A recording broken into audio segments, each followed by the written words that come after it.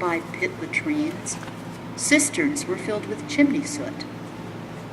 Factories from the Industrial Revolution made water even more filthy, and there was inadequate water to stop terrible fires that destroyed much of downtown Boston. The situation was becoming desperate. After much deliberation, the state legislature finally authorized Boston to develop a public water supply. Long Pond in Natick, later renamed Lake Cochituate, provided the water. Boston's new public water system was one of the first in the nation, and the day it was inaugurated in 1848 was one of the proudest in the city's history. Schools and shops closed as 100,000 people gathered at the Boston Common for the dedication ceremony. There was a firing of cannons, and the ringing of church bells. Bands marched through the streets, and the people cheered as the mayor opened a valve to send the first water surging 80 feet in the air over Frog Pond. Yet, almost immediately, the new water system was strained by a huge increase in demand. A number of towns were annexed by the city of Boston, doubling and tripling its size. Authorities moved quickly to develop new reservoirs in the Sudbury River Basin, bringing the new water, along with the water from Cochituate, to a new holding reservoir in Chestnut Hill. From there, it was pumped throughout the city. Population growth was matched with larger and larger reservoirs farther and farther to the west. The Wachusett Reservoir, when completed, was the largest in the world. But it was soon dwarfed by the city of Boston, doubling and tripling its size. Authorities moved quickly to develop new reservoirs in the Sudbury River Basin, bringing the new water, along with the water from Cochituate, to a new holding reservoir in Chestnut Hill. From there, it was pumped throughout the city. Population growth was matched with larger and larger reservoirs farther and farther to the west. The Wachusett Reservoir, when completed, was the largest in the world. But it was soon dwarfed by the huge Quabbin Reservoir, completed in 1939. With a capacity of 412 billion gallons, the system today serves 50 communities and over 2.4 million people.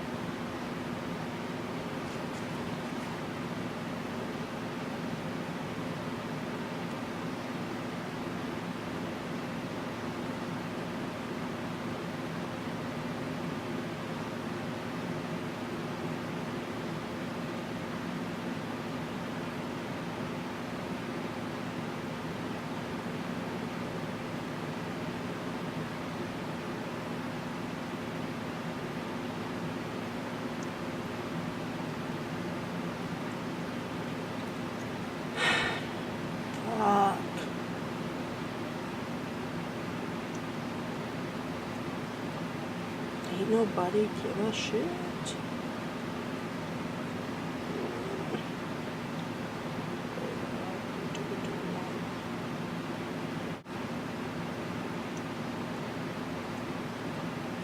Ain't nobody give a shit.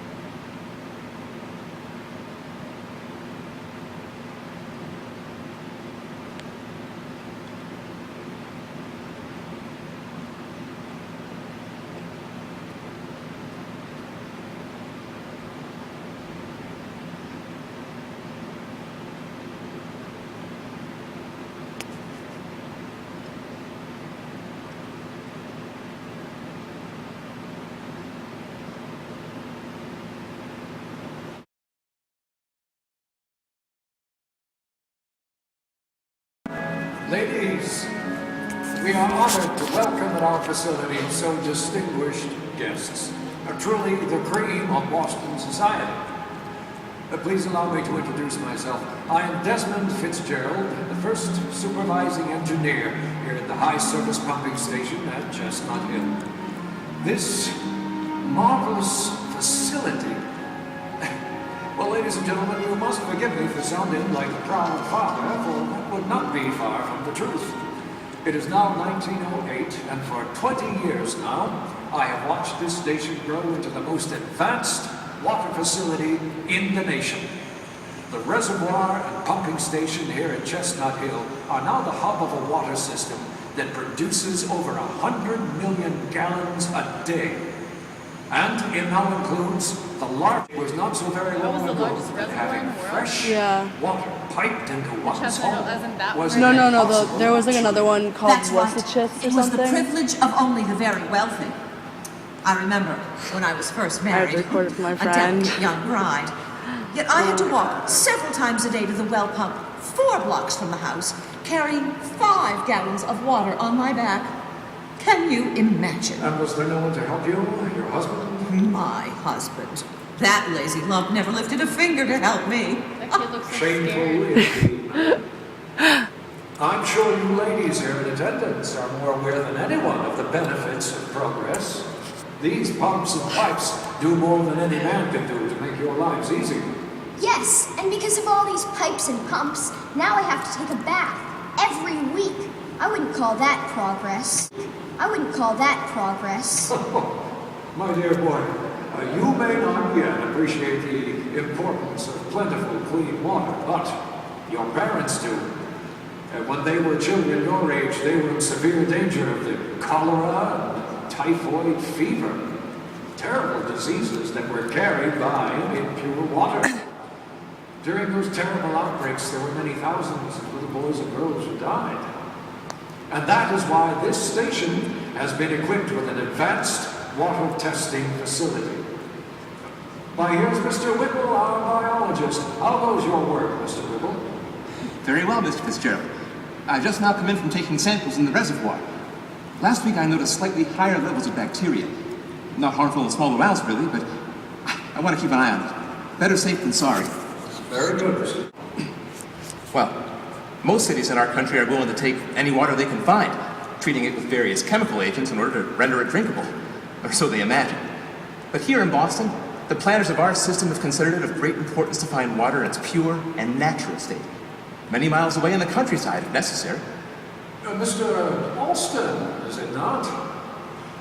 In your pharmacy business, Mr. Alston, you must know the value of clean, pure water. Have you not noticed, sir, the general improvement in the public health over the years? Yes, indeed. Might even say the improved quality of water has been bad for business.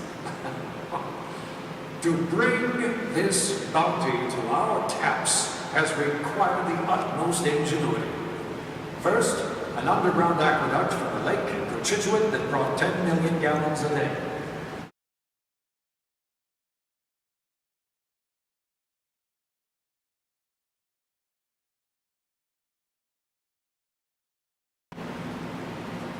The Chestnut Hill High Service Pumping Station was created at the peak of Boston's golden age, a period of great prosperity lasting from the Civil War to World War I, made possible in large part by the Industrial Revolution.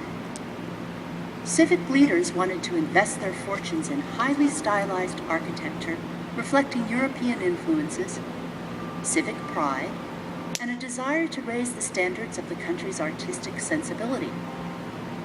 The Boston Public Library is the classic example of this thinking. Despite the appeal of technology, a large part of the population feared industrialization. America was, to that point, a rural nation based on farming.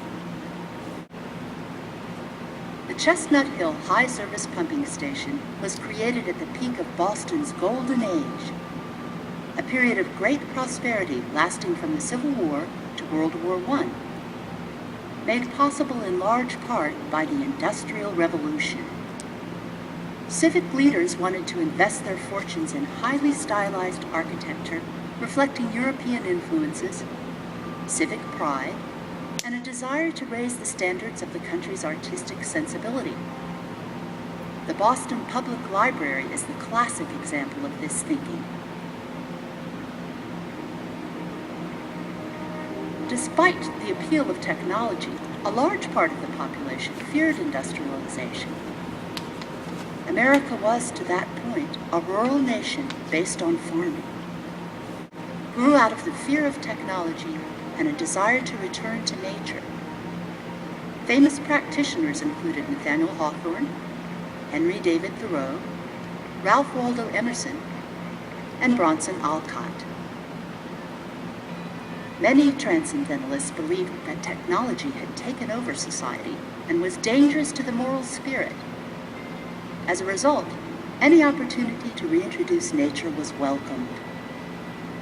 In heavily industrialized cities such as Lowell, women textile factory workers were encouraged to plant small gardens. And houseplants became a way to introduce godliness into homes as an antidote to the perceived evils of technology. There were, however, individuals who sought a middle ground.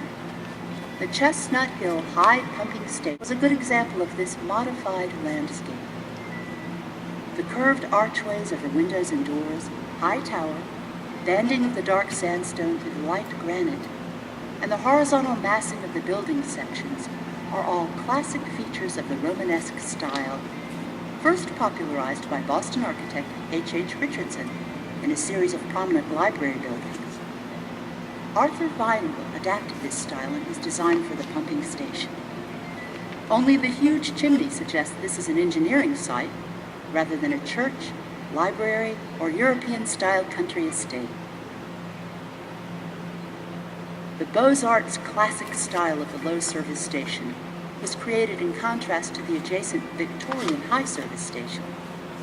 Victorian colors and forms were abandoned for symmetry and classical formality. This is an engineering site rather than a church, library, or European-style country estate. The Beaux-Arts classic style of the low service station was created in contrast to the adjacent Victorian high service station. Victorian colors and forms were abandoned for symmetry and classical formality. The building's columned central portion was modeled on the form of a Roman triumphal arch. While the building is constructed of hard pink Milford granite, the dark red Longmeadow sandstone was soft and could be carved into beautiful detail. Step outside and notice the carvings on the building's exterior.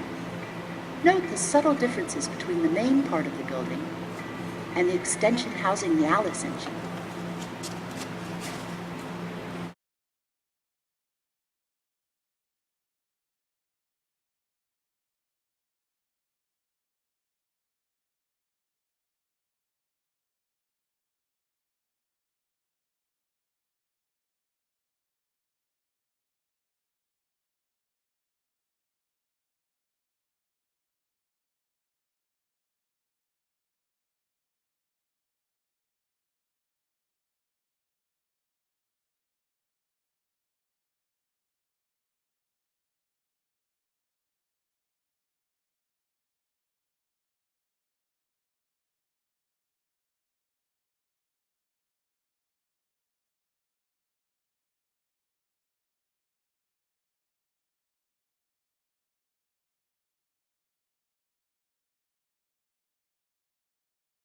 Works was best known for its beautiful public park, its reservoirs of water for Boston, and for the architecture of its pumping stations. It was a Boston landmark and a source of civic pride. But nationally, its most significant contribution would prove to be in the field of public health. At the turn of the century, infectious diseases caused constant fear in the minds of urban dwellers. The potential threat of epidemics ran high in cities like Boston because of the density of settlement and poor sanitary conditions. Through the mid-19th century, the causes of these diseases were hotly debated. Most people, including scientists and doctors, believed in the ancient theory of miasma, or foul contaminated air. In England, Dr. John Snow demonstrated in 1854. Contaminated water could carry living organisms causing human diseases like cholera and typhoid fever. Town pumps could be death's dispensaries, while a glass of sparkling clean water was not easy to come by. The Boston Fire of 1872, itself a disaster that could have been prevented by a better water supply for firefighting, presented an opportunity to restructure Boston's water system. The construction of the waterworks at Chestnut Hill Reservoir as the hub of that system included the creation of the Chestnut Hill Biological Station. This small frame building on the Chestnut Hill grounds was to loom large as the first laboratory of drinking water quality in the nation. Waterworks Superintendent Desmond Fitzgerald hired George Whipple in 1887 to head the fledgling lab. Whipple invented and improved methods of collecting and examining water samples. His team collected and analyzed samples from all the reservoirs in the system. His reputation as a forefront thinker about sanitation grew. He became the leading biologist in the science of examining drinking water. Major Whipple traveled internationally with the Red Cross during World War I. His ideas spread beyond other waterworks to World Health Organizations and the general public.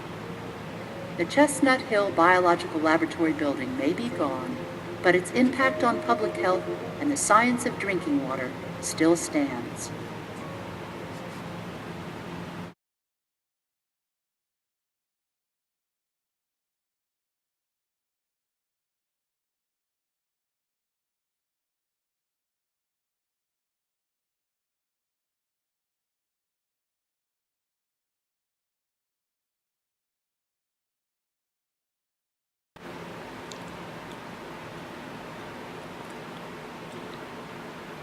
So interesting. Ah!